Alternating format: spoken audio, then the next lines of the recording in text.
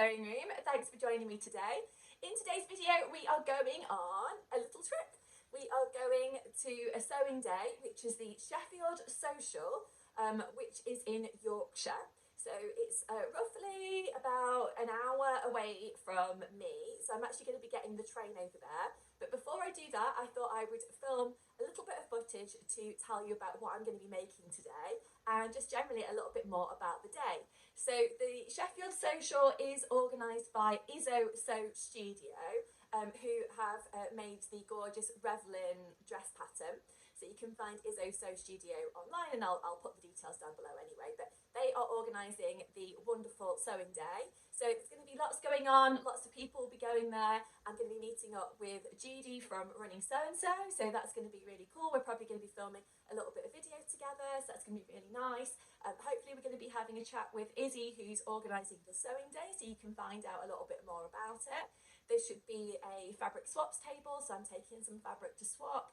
And I believe there should be a rail today as well, where people are bringing in their homemade makes to swap with other people if perhaps they don't want them anymore for any reason. So I've got a couple of things I'm going to be taking for the swaps area as well.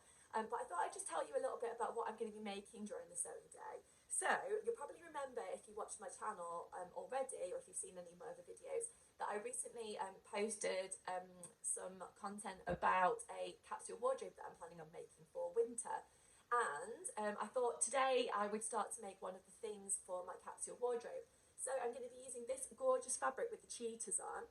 So this is a viscose fabric, it's a woven fabric. As you can see, it's got loads of drape to it. And I'm planning on making a Friday Pattern Company sagebrush dress hack. So I'm planning on doing the sagebrush bodice with the sleeves, and then I'm going to put some elastic around the waist, and then hopefully have a nice flowy skirt with possibly a ruffle on the bottom, depending how much fabric I've actually got here. I think I've got 2.5 to 3 meters here. I've had this fabric in my stash for ages and I've not measured it, so I'm not sure how much fabric I've actually got here, to be honest, but I've got quite a lot, so we'll see how we go. But if I've not got enough for a ruffle, I did want to potentially extend the sagebrush sleeves as well, so a little bit longer, so they come to around about my elbow. But again, that will really depend on how much fabric I've got. So anyway, I will keep you posted. But this is just the first post in a few during the time that I'm going to be out and about today.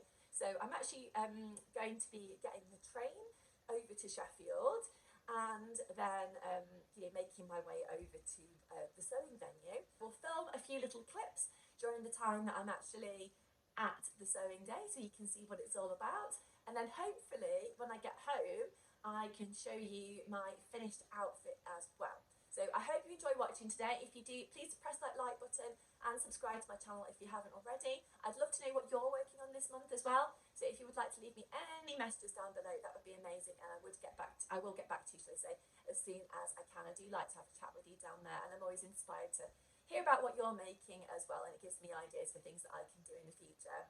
So stay tuned, and you'll be at the sewing day very soon. I am on my way to the sewing day now. I'm really excited about it.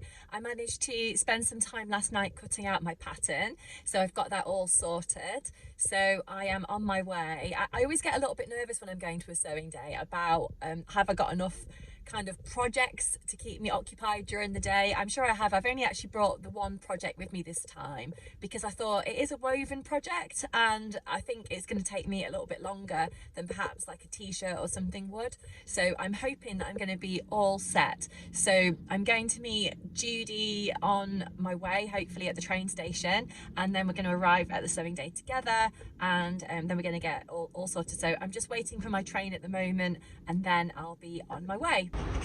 I've just arrived at the train station here in Sheffield, so I'm just waiting for Judy. So really looking forward to the day, as I said earlier in the video. I've just picked myself up a coffee, and I'm sitting outside because actually the weather's not too bad today. It's a little bit chilly, I've got my gloves on, but it's not as cold as it's been. So I'm here now at the sewing day, and I've just set on my machine, which is really good. So I'm going to show you my work now. So here are my pattern pieces all cut out and ready to go. So as you know, I'm making the Friday Pattern Company sage brush top, and I'm making it as a dress. So I've got my iPad here. So going to be following the instructions on that. I've got my machine all set up. I've realised how grubby it looks. I've got my drink and everything like that. And Judy is here from running So and So as well. So as you know, we're going to be doing our project together.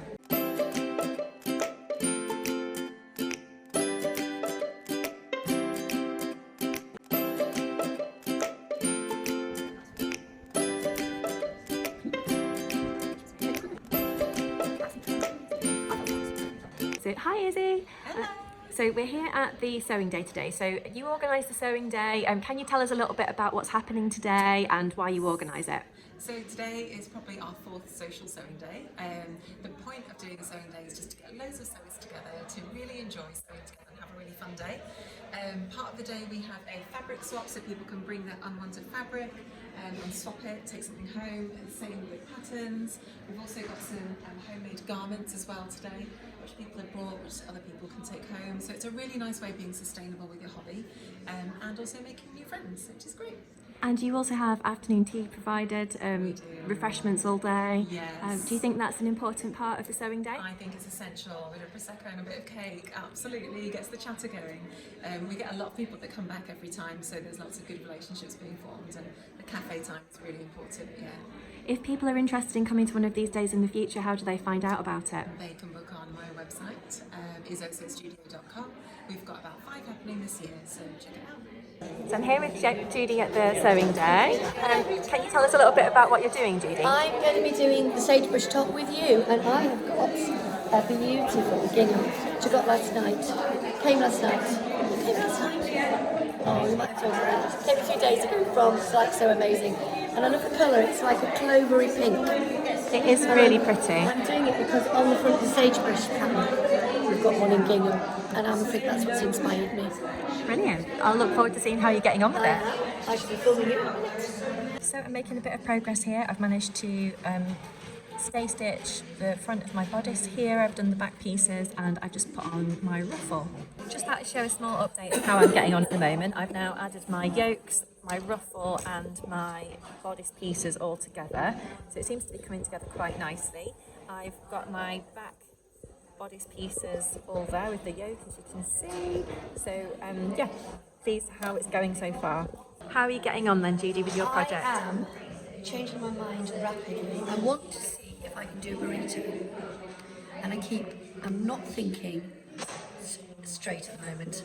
I need to sort of concentrate on what I'm doing. And I've actually got top stitched a bit that I didn't want to top stitch. So let me go and do that, and then I'm going to have a go at burritoing it.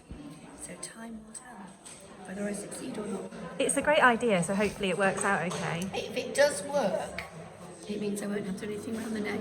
But there again, I suspect Friday Pattern Companies have already thought of this one, which is why it's been included. Just a little update, I'm getting on quite well with my top so far. This is the top, is going to be a dress.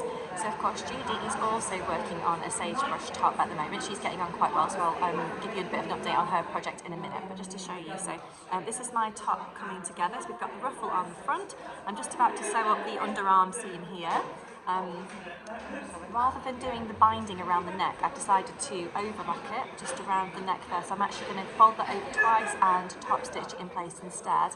And then I'm going to finish off the back section with a little button. So maybe like not a hook and eye, but a piece of fabric that's folded so I can put the button, if you know what I mean. So, seems to be going quite well so far. I'm not sure if the skirt is going to go on okay, but I will cross my fingers and hope for the best. Keep you posted. Hi there. How are you getting on so far? Right, so the burritoing didn't work, and the only reason being is on the depth of the yoke, there wasn't enough to wrap round, because to do a front and back burrito, you've got to roll them both in.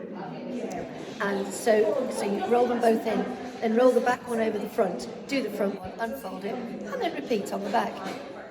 Literally there just was not enough yoke to pull round the two lots, so I've gone for the old-fashioned method of turning up, ironing down and slip stitching down the inside yoke, but it's going to give a really nice finish to the inside of the garment, and I know nobody sees the inside of the garment, but I'm being fussy today because I've got time. So I'm just adding the skirt onto my sagebrush dress at the moment, so I've decided to use the forget-me-not patterns Ella skirt to add onto the bottom. So I'm just basically creating an elastic channel here now so that I can thread through my elastic. So I'm actually using 1-inch elastic, so I've created a channel that's just slightly bigger than that. So hopefully this is all coming together okay so far. Fingers crossed though, because I'm not sure what the end result's going to be like as yet. So I'm just gathering the bottom tier of the skirt at the moment. So basically it's going to have a ruffle around the bottom of the skirt. So what I'm doing is I'm using this clear elastic, I guess it's kind of clear knicker elastic, which I just bought from eBay. And then I'm basically pulling it tight on my sewing machine using a zigzag stitch, and it makes a really nice gather to the skirt. It makes it nice and even.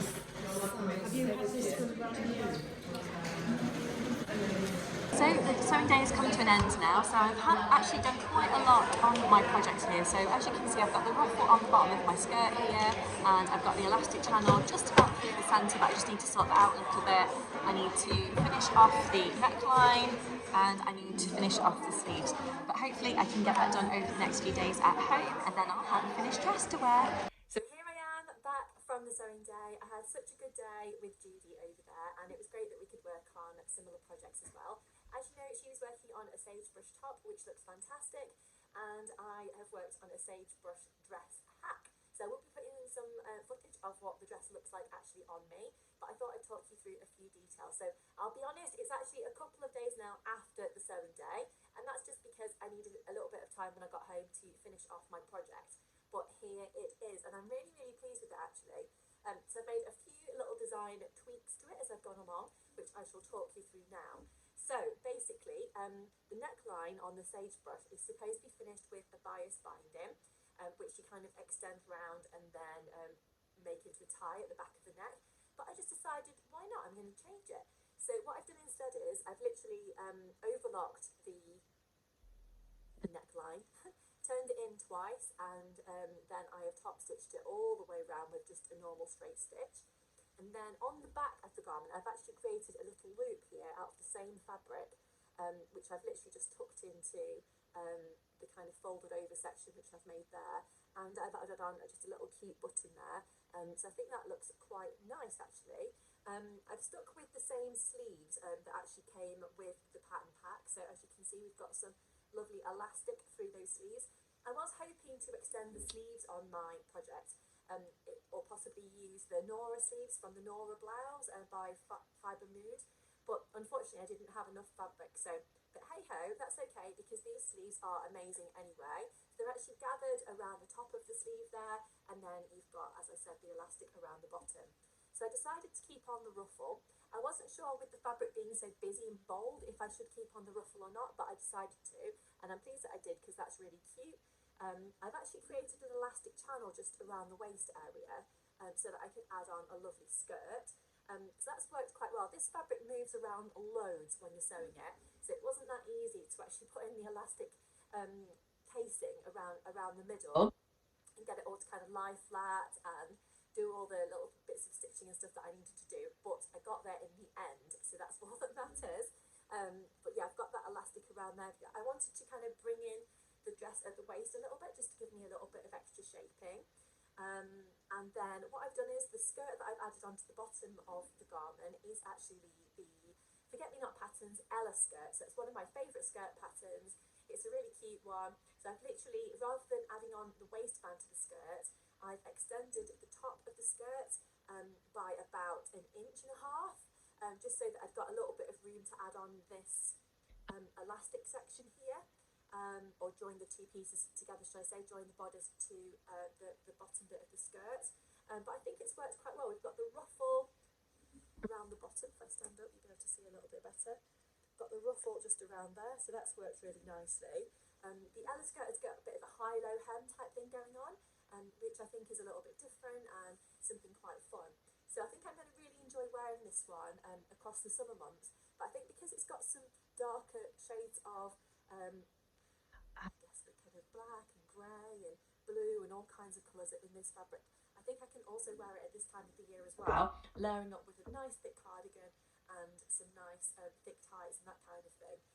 But yeah, I'm really, really pleased with this. So I definitely recommend giving this kind of dress a go if you want to, and joining a couple of patterns together. I know a few people have said to me before, oh, I'm too scared to kind of join different patterns together, but my kind of thinking is just give it a go. What's the worst that can happen?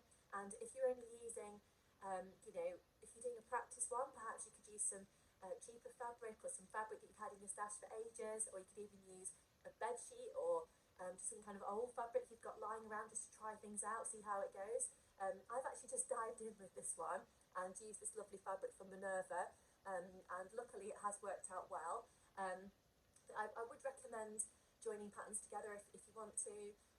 It is quite fun, just something new to try. But I hope you have enjoyed this video today. Oh, I forgot to say, I have actually made my sagebrush in a size small, if you're interested. So my measurements are 32, 28, 40. So actually, the size small seems to have worked quite well here. And then the Ella skirt that I have added on here is a size 34 in their measurements. So that's worked out quite nicely. Anyway, I hope you've enjoyed watching today's video. If you have, I would love it if you could press that like button and subscribe to my channel already. Don't forget also to head over to Julie's channel to watch her lovely video. I will be linking Julie's channel down below so that you can find it if you don't follow her already. I'm really looking forward to watching Julie's video. Both of our videos should be going live on YouTube around about the same time. So I shall be heading over to Julie's channel just to check that video out as soon as I can. I'd love to know what you're working on this month. If you would like to leave me any comments down below, that would be amazing.